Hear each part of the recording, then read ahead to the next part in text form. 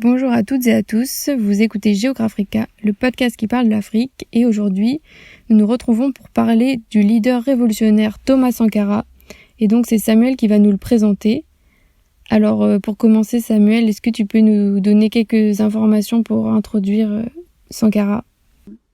Ouais, alors salut Jeanne. Alors en fait Thomas Sankara c'est un leader révolutionnaire africain qui a été président du Burkina Faso en fait de 1983 à 1987.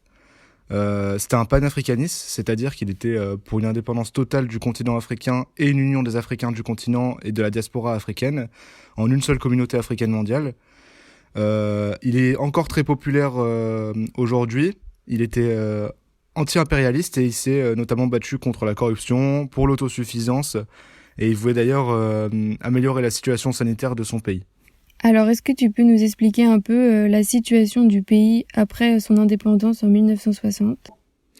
Ouais, alors en fait, le Burkina Faso, c'est une ancienne colonie française qui s'appelait la Haute-Volta et qui est devenue indépendant en fait le 5 août 1960. Au moment de l'indépendance, en fait, on a un homme qui s'appelle Maurice Yaméogo qui met en place un régime autoritaire, mais qui est vite basculé par une insurrection populaire. Suite à ça, c'est Sangoulé Lamizana qui devient chef d'État en 1966. Et lui, il avait une vraie volonté de rendre le pouvoir aux civils. Mais la démocratisation, elle est vraiment de courte durée. Et on a de nouveau des manifestations de syndicats qui mènent à un renversement le 25 novembre 1980. Et à la suite de ça, en fait, on a un autre monsieur qui s'appelle le colonel Saïd Zerbo qui prend le pouvoir et lui qui l'amène dans une spirale un peu répressive. Son régime est quand même destitué et remplacé par un conseil de salut du peuple en 1982. Et à ce moment-là, Thomas Sankara, il est nommé Premier ministre, mais en fait, il est rapidement arrêté par ce conseil de salut du peuple parce qu'il avait des idées un peu contraires. Et on a des manifestations qui sont faites pour sa libération. Et il est justement libéré dans la nuit du 3 au 4 août 1983 par une unité d'élite des commandos qui est commandée par Blaise Compaoré, qui était son meilleur ami en fait et son bras droit. Et à ce moment-là, en fait, Sankara devient président de la Haute-Volta, en fait. Et du coup, le combat de Sankara s'est axé autour de quoi ?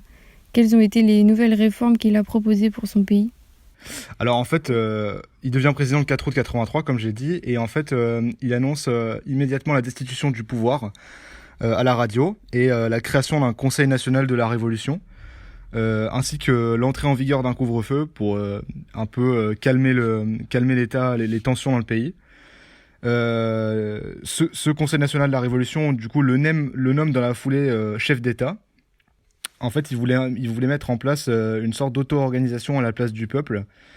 Pour ça, il crée des comités de défense de la Révolution, dont les objectifs sont en fait la destruction de la machine d'État coloniale et l'organisation d'une nouvelle machine capable de garantir la souveraineté du peuple. Et en fait, pour symboliser ça, le pays est renommé Burkina Faso, parce que c'est pour célébrer la révolution d'août. Et en fait, Burkina Faso veut littéralement dire pays des hommes intègres. Donc c'est justement ces communautés de défense de la révolution, ils ont des pouvoirs plutôt importants. Ils peuvent établir les cartes d'identité, ils font le recensement de la population, la collecte des impôts. Ils gèrent localement le pouvoir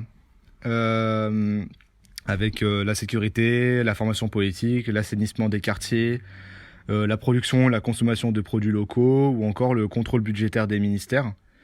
En fait, Sankara il met en place une politique qui vise à réduire la malnutrition et la soif. Donc en fait, les comités de défense de la Révolution construisent en masse des puits et des retenues d'eau. Et ils veulent aussi réduire la diffusion des maladies et l'analphabétisme, qui d'ailleurs passe de 95 à 80% pour les hommes par exemple. Donc en fait, on a plusieurs projets de développement qui sont portés par les comités de défense de la Révolution. Par exemple, l'aménagement d'une vallée qui s'appelle la vallée de la Sourou, et dont l'objectif c'est l'irrigation de plus de 41 000 hectares. Et ça c'est en fait l'objectif général, c'est clairement l'autosuffisance alimentaire, parce que Sankara il voulait plus dépendre des aides extérieures, parce que selon lui en fait elles installaient dans nos esprits des réflexes de mendiants. Donc on a une importante réforme agraire qui se met en place avec des campagnes multiples qui vont de la diffusion de techniques de défrichage à des campagnes de maîtrise des cultures pluviales, etc. On a aussi un important apport de céréales, 220 000 tonnes qui sont importées en 84. Et en 1986, le pays atteint son objectif de 2 repas et de 10 litres par jour et par personne. Donc vraiment l'autosuffisance alimentaire est atteinte, quoi. Dans le domaine judiciaire, en fait, il y a des tribunaux populaires de la Révolution qui sont instaurés dès octobre 83. Ils avaient pour mission de juger tous les crimes et les délits commis par des fonctionnaires et des agents préposés de l'État. Et au sein de ces tribunaux, c'est des juges qui sont majoritairement élus au sein des comités de défense de Révolution.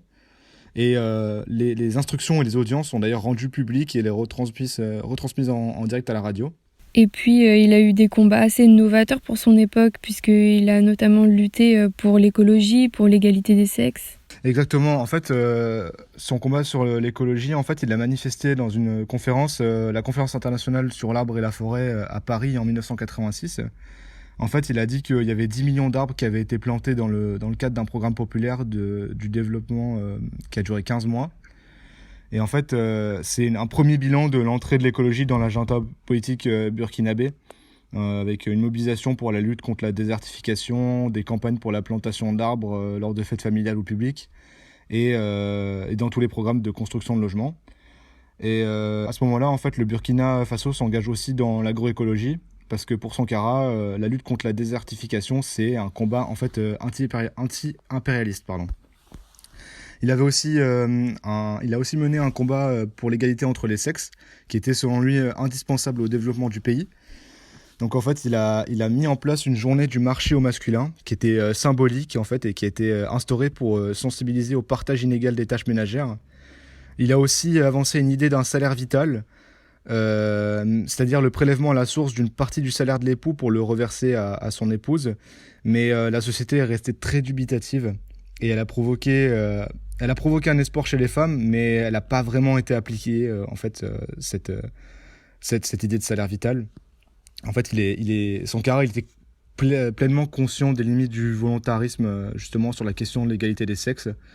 Et il a même dit d'ailleurs que l'émancipation ne s'octroie pas, elle se conquiert. Ensuite, son troisième grand combat, en fait, un peu son combat majeur, c'était un combat contre la dette. En fait, il a appelé les autres pays africains à refuser de payer la dette. En fait, dans le début des années 80, on a une hausse des taux d'intérêt pour les emprunts qui ont été faits par les pays africains et une baisse du coût des matières premières qui font que les pays sont contraints à s'endetter de plus en plus pour payer. Et en fait, on a une véritable crise de la dette qui se met en place et qui sert de prétexte aux institutions financières comme le FMI ou la Banque mondiale pour imposer des mesures drastiques en fait, aux pays africains, obligeant les gouvernements à abandonner les politiques sociales et à favoriser l'implantation de multinationales. Et en fait, au sommet de l'Organisation de l'Unité africaine, en juillet 87, Sankara appelle ses homologues à refuser de payer la dette. Et malheureusement, moins de 3 mois après, le 15 octobre 87, il est assassiné. Et en fait, il avait clairement prévu cette possibilité en disant au sommet qu'il était nécessaire de former un refus collectif du paiement de la dette. Et il a dit, je cite, « Si le Burkina Faso tout seul refuse de payer la dette, je ne serai pas là à la prochaine conférence. » Et du coup, est-ce que tu peux expliquer un peu les circonstances de son assassinat ? Alors en fait, on ne sait pas vraiment par qui, mais il y a des fortes présomptions sur Blaise Compaoré, qui était son bras droit. Parce qu'en fait, justement, à la mort de Sankara, il a directement pris le pouvoir et lui s'est complètement éloigné de ce qu'avait mis en place Sankara. Et lui s'est beaucoup plus rapproché de l'Occident, en fait. Donc, il a mené une politique beaucoup plus libéraliste. En fait, il avait même dit, il a dissous justement le Comité national de la Révolution et il a créé un front populaire en disant que Sankara avait trahi l'esprit de la Révolution. Et donc voilà, comme j'ai dit, il est soupçonné d'être le principal responsable de son assassinat, mais il l'a toujours nié. Et en fait, il est resté président pendant plus de 27 ans en fait. Et en 2014, il y a eu un grand soulèvement au Burkina Faso et du coup, il a été poussé à la démission et il a fui en Côte d'Ivoire, il me semble. Merci Samuel et merci à tous d'avoir suivi cet épisode. Toutes les remarques sont bonnes à prendre, alors n'hésitez pas. Et sinon, on se retrouve la semaine prochaine pour un sujet environnemental d'actualité en plus, les criquets pèlerins. Et voilà, bonne semaine à tous.